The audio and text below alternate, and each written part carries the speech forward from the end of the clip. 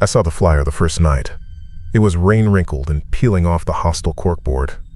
Daniel Marcus, 27. Last seen near the Alfama overlook.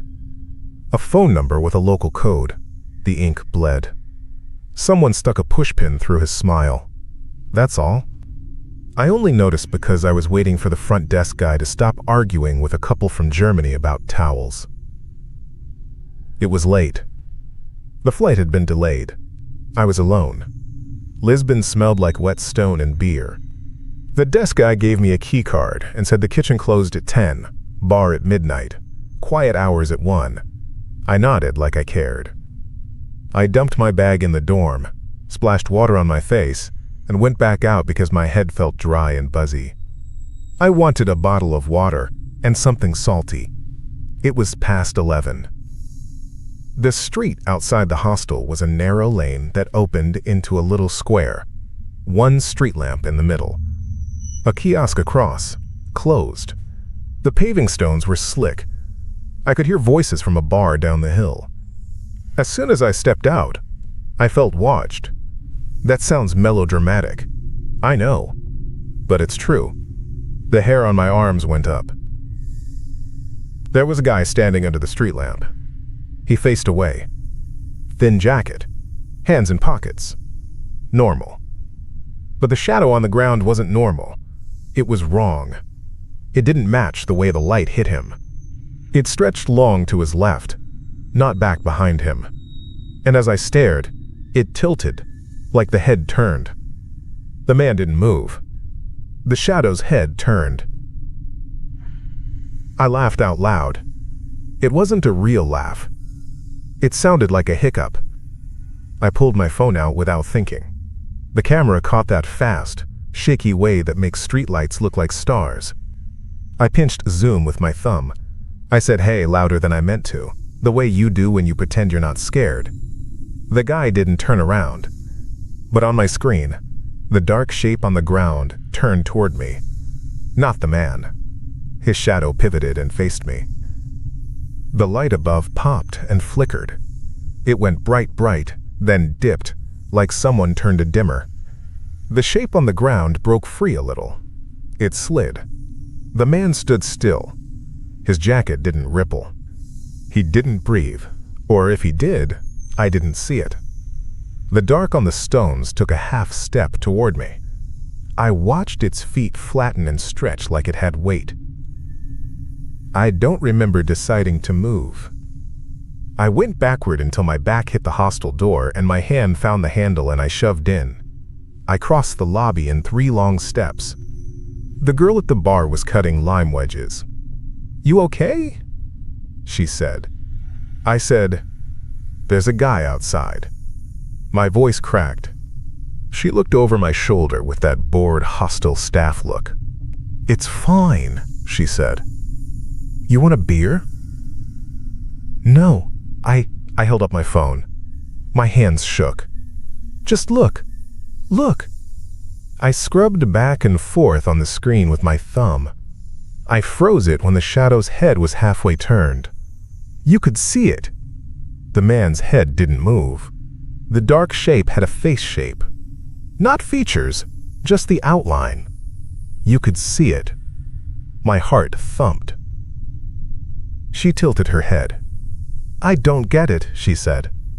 She was being polite. I pushed play. You could see the shadow slide. She squinted. "Glitch," she said. "Like that."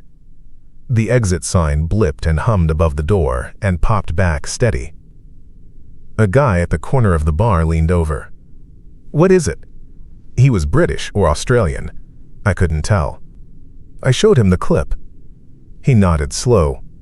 "Weird," he said, and then he smiled. "You saw a magic trick." A different staff guy came from the back. A big dude with a shaved head. "You need police?" he said. He was already shaking his head. "No." I shook my head too, like a kid. "No. I'm fine," I said. I wasn't fine. I didn't want to say out loud what I thought I saw. It sounded crazy in my head already. He went and opened the door and stepped out. He looked left and right. "Nobody," he said. The square was empty. The light was steady. The stones were pretty again, wet and bright. It looked like it always looks in a brochure. He held the door for a couple coming in. I felt stupid. When I looked back at my phone, the clip was there, sure, but it felt smaller all of a sudden. Like it didn't prove anything. I sat on a stool and ordered a beer because it was easier than explaining. My hands still shook, but less. A group of Swedish girls were playing cards. Someone shouted in the kitchen. The TV behind the bar had soccer on with the sound off. Everything was normal as hell. I watched my clip another 6 times. This time I noticed something else. About 2 seconds in, the man's shadow took a step toward me while the man's shoulders stayed squared away from me. Then the shadow's head tilted, like it was listening. That's when the light flickered. I paused it there and zoomed in until the pixels broke it up. There was nothing to see except a weird shape on the ground. That was all. I slept okay anyway. The bed was clean. Someone's locker clicked in the dark. At one point, the hallway light flickered and I opened my eyes and watched the seam under the dorm door. There was a thin dark line on the floor where the light didn't reach. It didn't change when someone walked by. The footsteps went left to right and the dark line stayed straight. I told myself it was because the hall light was bad. I rolled over. Morning made all of it dumb. Sun in the window. Coffee in the kitchen. Some guy talked about surf conditions. I told a joke to this Canadian girl, Maya, about how I saw a haunted street lamp. She laughed into her mug. Wrong angle shadows, I said. Like when your phone flashes and makes demon eyes. It didn't come out as funny as I wanted, but it was enough. I made it a story you tell yourself. It worked. I did what tourists do. I got on the tram and held the pole with my knees so I could film the corner where it slides by inches past a stone wall. I went to a castle. I bought a little pastry and powdered sugar got all down my shirt. I switched my phone to front camera and made faces in the Miradoro, the overlook from the flyer. The wind pushed my hair flat. I thought about the name. Daniel. It felt like a TV show thing, like the flyer was a prop to set a mood. I said that out loud to myself and felt like a jerk. The city was pretty in that dead simple way. Tile and white sunshine. I felt better. Around noon, I did a light test because I wanted to prove it to myself. I stood by a statue in a square and checked where my shadow fell at different times. I walked around the base and watched the shadow keep with me. I held up my hand and counted fingers. It was fine. I went under a tree and checked the dappled light. I laughed when both shadows did the same thing. I texted a friend and told him I solved physics. He sent back a thumbs up. In the afternoon, I found a cheap bar near the river. I sat with 2 guys from the dorm, Jordy from Barcelona and Matt from Leeds. We made jokes about the card girl who kept beating her friend. Jordy said something about spirits around the fort. He grew up Catholic. He rolled his eyes and made a cross. I told them my shadow story, made it funny. I did the head tilt with my hand like a puppet. Matt said, "Bro, your phone bugged out." So that was that. That evening, walking back, I caught my reflection in a shop window. I had that sunstruck squint. I lifted my hand to fix my hair and on the glass my hand moved a half beat late. I stopped. I waved. I smiled. I stuck my tongue out like an idiot. The reflection came after. The lag wasn't big, like a quarter second, like bad internet. I looked behind the glass. It was a dark little boutique with bags and a desk. The light inside was off. I laughed at myself and blamed the glass layers. Some windows are like that. I walked on. When I looked over my shoulder, the reflection was already gone. Back in the hostel, the seam under the dorm door looked darker. I stared at it. It was thin, like a crack you'd draw with a pen. From the hallway, a laugh. Then, the elevator ding. The light under the door didn't brighten. I put my palm on the floor near it and felt coolness. I checked the hall. The hall light was on, bright. There was no shadow person, no guy, nothing. I looked down, and the line hugged the base of the door like a wire.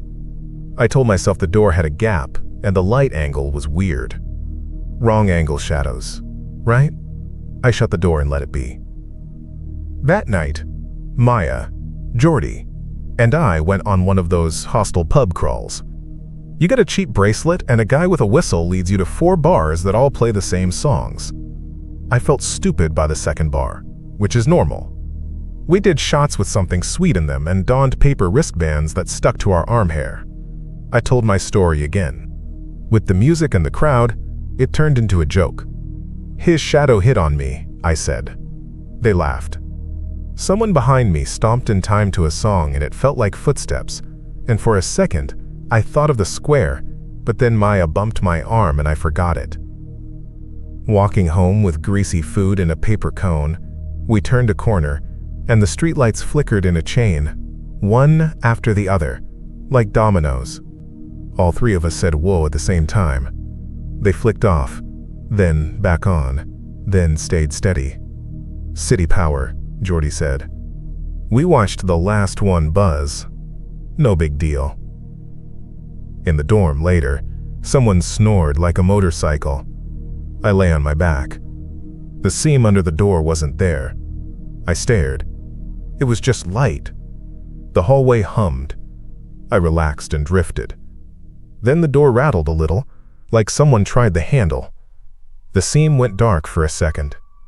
No footsteps. Just that. I sat up and listened. Silence. I stood and put my ear to the door. I heard my own breath. Nothing else. And then I heard steps. Soft, steady, coming toward me, past, and then away again. No shape under the door. No light change. Just steps. I said, "Hello?" My voice sounded stupid and quiet. No answer. I went back to bed. I felt like a kid again, laying there doing math with the ceiling. The next day I texted the number on the flyer. I don't know why. It felt like good karma. "Hi," I typed. "Saw the flyer in a hostel. Any news?" I added a sorry face. The number bounced. The message didn't deliver. Later, I asked the desk if anyone knew Daniel. The girl from the bar rolled her eyes. "We get a missing flyer every month," she said. "People go to the beach and don't call their mom." I laughed and nodded like that made sense. It did. It had to. I did one more test. I went back to the square from the first night in daylight. I stood under the same street lamp. I checked the base for any weirdness. I did the thing where you put your foot on the edge of your shadow to see if it steps. I felt stupid. An old man walked by and looked at me and muttered in Portuguese. I felt like a clown, but the joke calmed me. I went to the kiosk when it opened and bought a bottle of water and a scratch-off. I didn't win. I still felt better. I took a bus to the beach with Maya and 2 other people from the hostel. The bus was crowded and hot. I took the window seat and filmed the graffiti on the walls as we went by. It was fine. The bus made me sleepy. I nodded off and jerked awake when we hit a speed bump.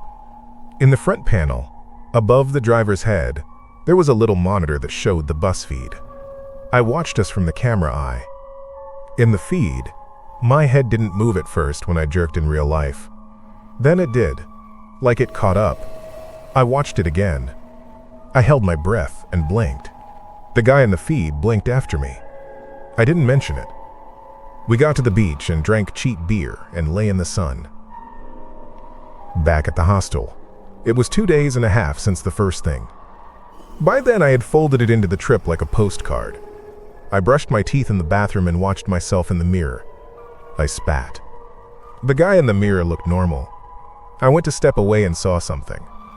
My head in the mirror kept facing forward for a second when I turned, then swiveled to follow. It did it again when I tested it.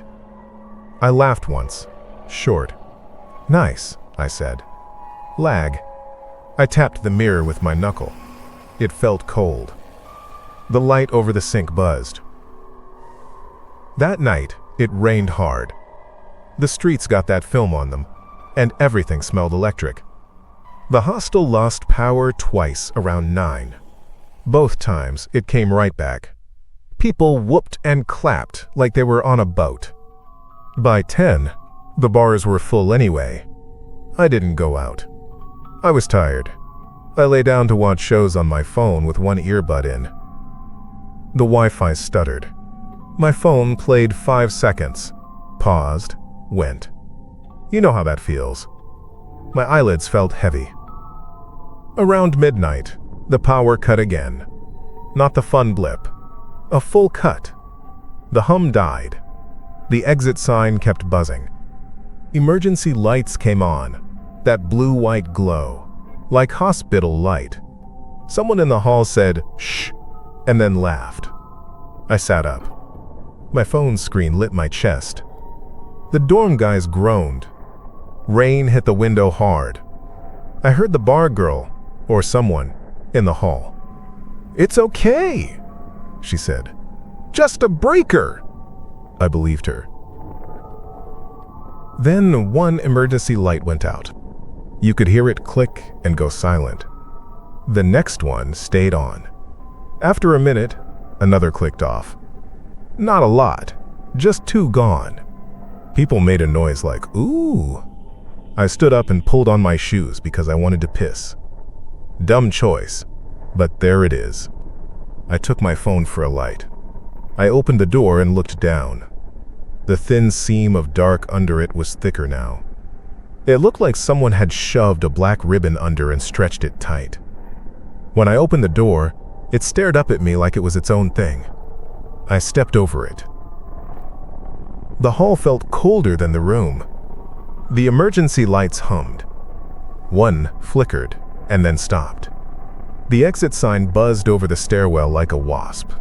I walked to the bathroom, stepped in, and turned my phone to face mode because habit. My face looked pale. The mirror behind it showed the bathroom behind me. I moved my hand.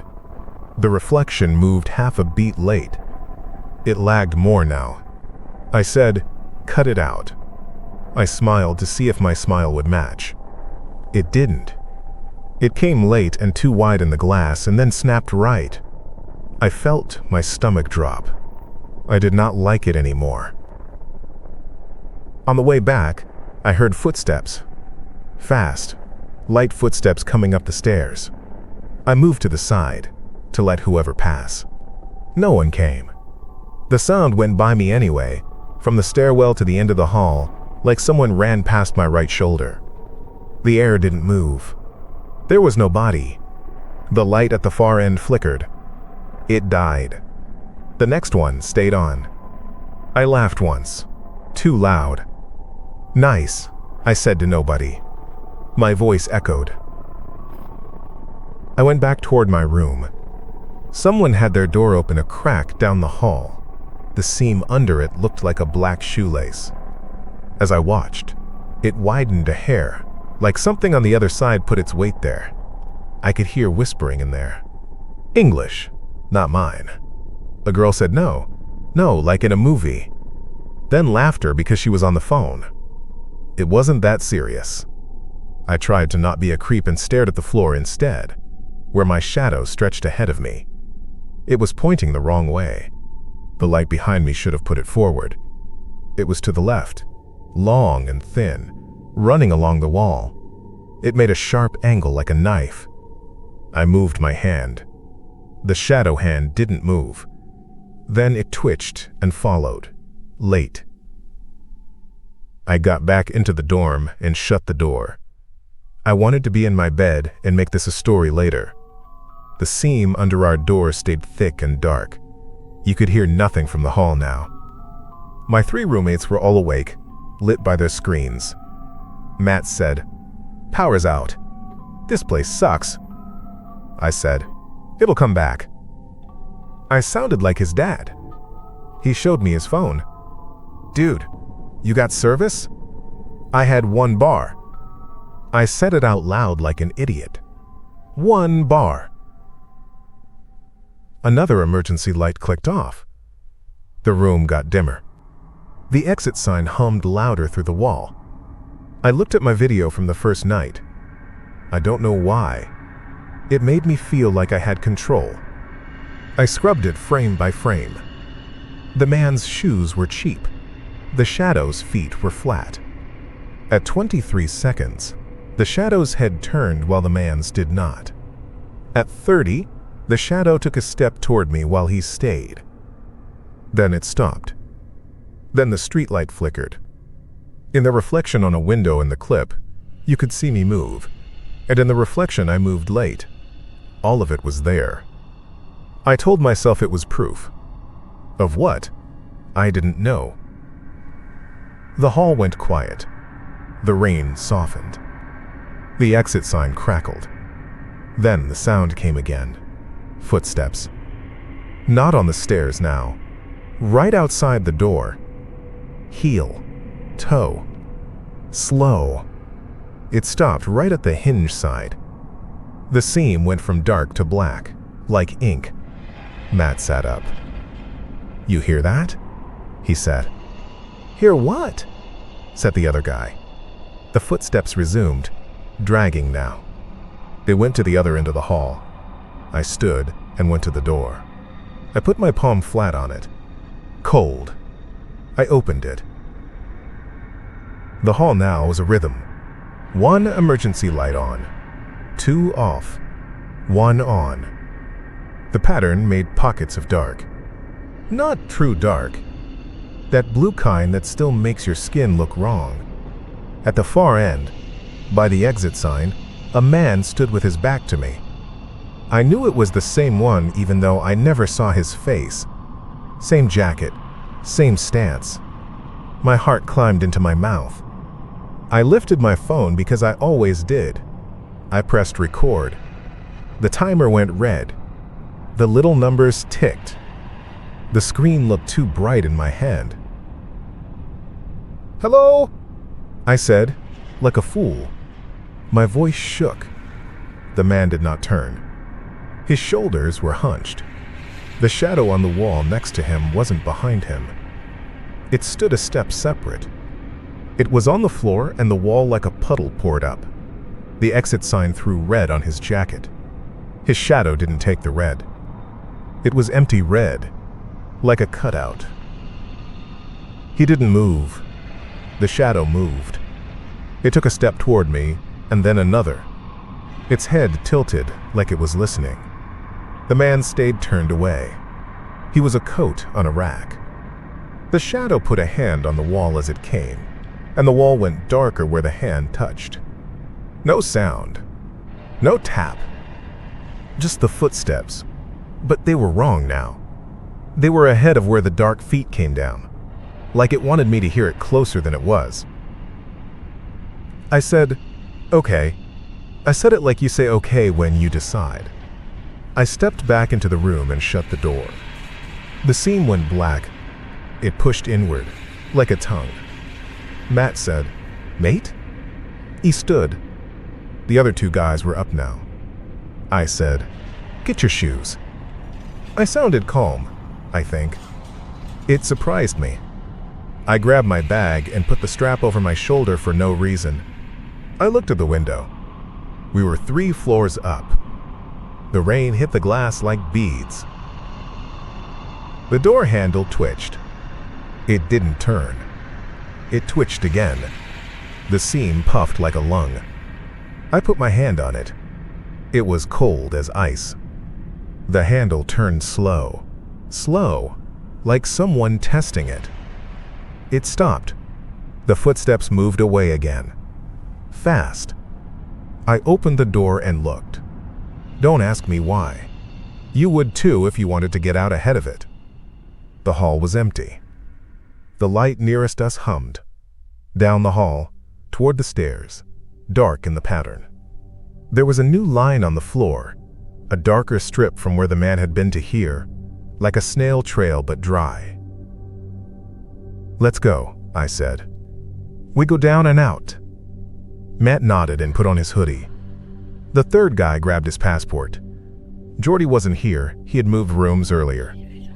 It didn't matter. We stepped into the hall. Our door clicked shut. The seam under it stayed black, like we had locked something inside, not out. I felt that in my chest. We moved as a group toward the stairs. The emergency light over the stairwell flickered. Then it died. The exit sign buzzed louder. The letters glowed red. The stairs down were like a throat. I held my phone up. The camera picked up more than my eyes.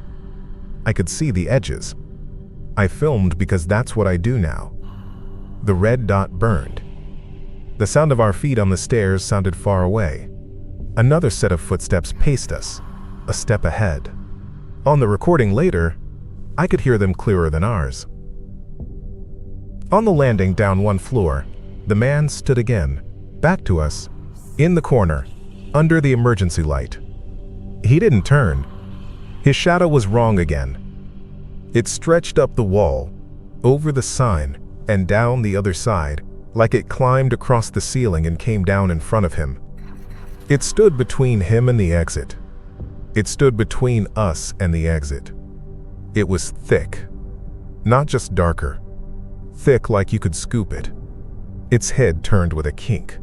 A little crack sound that I didn't hear with my ears, but the phone picked up. The man didn't move. The jacket didn't ripple. He might as well have been a cutout. I took one step, and the shadow took one toward me. Not him. It did not touch me. It put its hand on the railing. The metal went black. The emergency light above popped and died. It was dark between the one above and the one below. "Back," Matt said behind me. His breath hit my neck. I held my phone out, like that would stop it. The screen lit my fingers. My shadow on the wall did something I didn't do. It flinched. It turned its head toward me and then kept going the other way. My head stayed. Seeing that knocked the breath out of me. You don't think you can be surprised by your own shadow until you are. "Back," I said, and swallowed. The footsteps in front of us moved away, then closer, then away. They were playing with us. No, not playing. They were what they were. I reached to my left, to the door, to the second-floor hall. I pushed it open. The seam at the bottom of that door was thick, too. It looked like the seam from my room had crawled down under every door. Each one had a black thread under it now. The hall lights down there were out. The only light was from our phone screens and an exit sign at the far end. It buzzed and buzzed. We cut into that hall because the stairs felt like a trap. We walked fast, not running, because you don't run in the dark unless you have a reason, and we had reasons, but not the kind that make your legs work right. The shadow followed us along the wall, not on our feet. It kept pace a foot or two behind my shoulder, then slid ahead, then back, like it was swimming. It was sleeker than us. It didn't huff. It didn't stumble. It moved. Sometimes it paused, and the footsteps kept going, and that made my stomach drop every time, like a cold hand. We got to the end of the hall, and the exit door there had a big bar you push. The glass next to it showed the little square. Rain came down in rows. The street lamp in the middle of the square flickered slow. Then it steadied. Then it flickered again. The man stood outside under it. Same posture, back toward us. And his shadow, honest to God, was on the wrong side of him again, on the hostile wall, climbing toward our window like it had been waiting. I heard myself say no, like a little boy. The exit bar stuck for a second, then pushed with a squeal. The door opened. Wind hit me. The shadow on the wall outside peeled off like a sticker. It dropped onto the ground and then stood up. The man did not move. He took one small step, then stopped. The shadow walked toward the door. It hit the threshold and stuttered, like the rain confused it. It reorganized. That's the only word. It got thinner and then thicker again and came on. The exit sign hummed at my ear. I pressed record again because the timer had stopped when I changed apps. My thumb shook so much I almost hit the home bar instead. The red dot came back. My phone caught the man in frame, still turned away, and the shadow in the door frame, and me, and Matt behind me, and the rain. The screen shook enough to make me dizzy. The shadow stopped one step into the lobby and spread. It went wide on the floor like it took a breath. The footsteps in front of us stopped. Then they started behind us down the hall, the way we had come. I turned with my light. Nothing. When I turned back, the dark was closer. It blocked the exit. Not with mass. With reach. Any way I leaned, the darkness leaned. I tried right. It slid right. I tried left. It filled left. I lifted my phone, light into it. The screen washed white.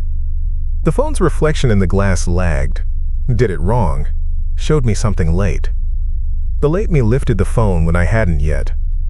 The late me opened his mouth. On the audio, I could hear something like rustling paper. It was not the rain. It was dry. The flyer from the board flashed in my head, the pushpin through his smile. "Back up," I said. We backed. Stupid. Away from the only door we understood. The shadow led us, like it wanted us inside. We went toward the other exit near the bar. Lights died in sequence. The hallway to the bar was a tunnel with pockets of blue glow between dead zones. The emergency light over the bar hummed, then cracked, then went black. The little beer signs went out. The cooler glass reflected me. The me there didn't keep up at all now. He was 2 steps behind. He walked when I stopped. He looked at me when I didn't look at him. He smiled a little. It was like being watched by a version of yourself that had seen more than you.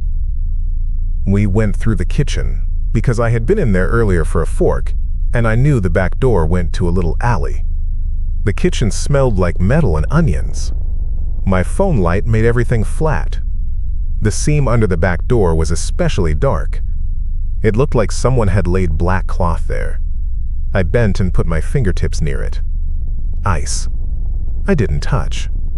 I stood and put my shoulder to the door and pushed. It gave an inch. The dark under it bulged up like a knot. I stepped back. The footsteps came through the kitchen with us. They clicked on tile like claws. They went around the prep table and then under it. Nothing there. Matt said, "Mate, we call the police." He said it like a question. He held his phone up. "No bars now." I said, "Record." He hit his camera too. The red dot. We both filmed the dark under the door bulge. It pushed up, until it broke like a bubble and spilled into the kitchen. It didn't pour. It crept. It touched my shoe and I jerked back and my heel hit the table leg and I went down on my ass. I scrambled. Cold shot up my foot like a cramp. The pain was sharp enough to make me gag. I scuttled back, keeping my phone on it. Matt grabbed my arm and pulled. The dark spread thin around my shoe and then pulled back like it tasted it and wanted more later. I felt stupid for thinking the word tasted, but that's what it felt like. I stood lopsided and swallowed a curse. We ran now. No pretending. We cut back through the bar and into the lobby. The man stood inside the lobby now, back to us, between us and the main door. I didn't see him come in. 1 second he wasn't there and the next he was. The shadow came off him and put itself on the ceiling over us and then came down again in front of our faces. It was close enough to see it wasn't nothing. It was a layer. That's the best I can say. It had thickness without light. It smelled like nothing. Like cold. I lifted my phone and filmed my own hand shaking and the exit sign behind. which buzzed so loud it was a sound and a feeling. The shadow's head tilted and the man stayed still. I stepped right and left like a boxer. It mirrored. The footsteps went behind me, now and then, in front again. The exit sign flickered. The bulb buzzed harder. The red letters vibrated. I shouted, "Hey!" And then, "Please." It didn't care. Of course it didn't. It couldn't. It wasn't a person. It was a shape. The man was a person, but he didn't turn. He didn't move. He had the stillness of a photograph. He had the stillness of those coins that sit on a dead man's eyes in movies. I hated him for it. I hated him for not helping. Matt threw a bar stool. He just grabbed it and threw it at the thing. It went through and hit the door with a crack. The dark rippled like oil, then settled. Matt shouted a word and raised his foot like he'd stomp it. The footsteps in front of us took one step forward, then right into him. He flinched and bit his lip and made a G sound, like someone pressed his windpipe. He went red in the face and then pale. He stumbled back and I grabbed his hoodie and yanked. The pressure let up. He took a breath like he had been underwater. My phone buzzed in my hand with some alert because the battery hit 10%. It chirped. That stupid sound in the middle of this thing. I wanted to laugh and cry. On the screen, the man finally did something. Not him, not his body. In the reflection in the lobby window behind him, he turned and looked right into the camera. In life, in front of me, he stayed with his back to me. In the reflection, he was a face with no detail, just the idea of eyes and a nose, like what you see when your own face is in silhouette. He looked at my phone. He looked at me. He lifted his hand in the reflection and put a finger to his lips. Shh. The delay on the reflection caught up with the reality, and then it moved beyond it. The reflection raised the hand before the man did not. I wanted to throw up. We backed to the stairs to go up, even though up was worse. Up meant more hall, more doors with seams under them. Up meant no exits. We went anyway because the shape in front of us filled the whole lobby now and hung from the ceiling like moss. It brushed my hair without touching. If you've ever had a bat fly past your ear, that soundless pressure, it was like that. Maddie, whoever had our room key, I had it, and I don't know why I wanted to go to my bed, but I did. We climbed.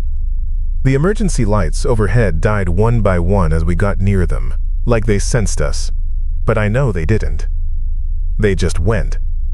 The buzzing stopped when each died and started again at the next. My phone lit my feet, my hand, the rail. The recording picked up our breath. It picked up the footsteps that weren't ours. It picked up the exit sign clicking and humming like it had a bug stuck in it. The man stood halfway up the second flight now, facing away, a statue in a jacket, his shadow on the landing above us with its head turned back down the stairs, looking right at me. I felt my skin shrink. That feeling when you step into a cold shower. That, but inside. I said, "I'm done." I said it to my phone. I said, "I'm done," like you say it at a job when you quit. I tucked the phone under my chin and tried to call anyway, even with no bars. I wanted a voice. It said emergency calls only, and then spun and spun. The red recording dot rolled in the corner, calm as anything. We pushed past the man. We had to. He was a coat and we were meat. I put my shoulder to him. I expected resistance. There was none. I moved past and my eyes told me I moved through him. My chest went cold and then hot. The jacket brushed me and I smelled wet cloth. My stomach lurched. I heard something small hit the step, like a coin. I don't know what it was.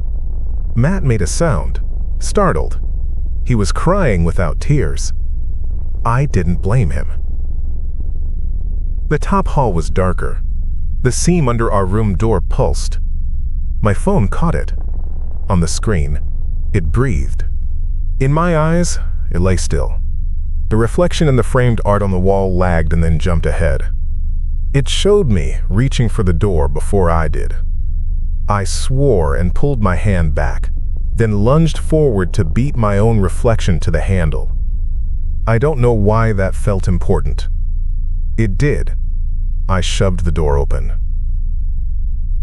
Inside, the emergency light over our bunks was out. The only light was my phone and the exit sign glow sneaking in from the hall. The seams under the two other doors in the room, to the bathroom and the little balcony, were black with the same thickness. The balcony window showed rain. The glass lagged. I could see myself step in twice. I pointed my phone around. The beam cut the dark, and then the dark squeezed around it. It didn't like it. It didn't hate it either. It just moved. I stood in the middle of the room because I didn't know where else to stand. The footsteps went in a circle around me, then through me, then stopped right in front of my face. I felt my breath hit something and come back. My lungs pushed against nothing and met pressure. My ribs ached. Matt stood in the doorway and said my name in a voice that made me feel exactly how I felt. Small. I raised my phone one more time like a cross. On the screen, the man stood in the corner of the room now, facing the wall. He had not walked in. He was just there. His shadow was at my feet, and it looked up at me from the floor with the curve of a head. Not eyes, but the place eyes would be. The exit sign in the hall buzzed louder, like it had moved closer. Maybe it had. I stepped back. The shadow stepped forward. I breathed in and couldn't. I breathed out and couldn't. It put a hand up on my chest. It had no fingers. It pressed with all the weight of a dream and all the weight of a truck. My knees gave. I went down slow, like underwater. My phone slipped and hit the floor, and the camera caught the ceiling and the light and the exit sign stuttering, and then it slid, and for a second, my own face came in frame from below, pushed there by the floor, and my mouth was open, and my eyes were open, and the man in the corner faced the wall, and his shadow sat on me like a blanket. It was cold. It was nothing. It was all the air gone. Matt said my name one more time. The exit sign buzzed and dimmed as the shadow reached it. The red letters went dark behind a shape that had no color. The sound went to a high whine and then cut. The flyer on the lobby window downstairs flapped once against the glass in the wind and stuck.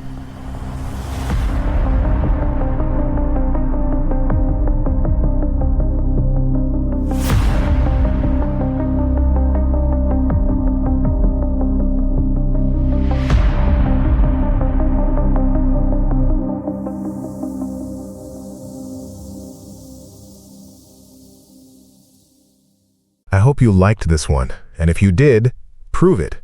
Hit that like button, subscribe, and make sure you come back for more. It takes a second, and it really keeps this channel breathing. There's another story waiting. You should probably watch it before the lights flicker again. See you in the next one.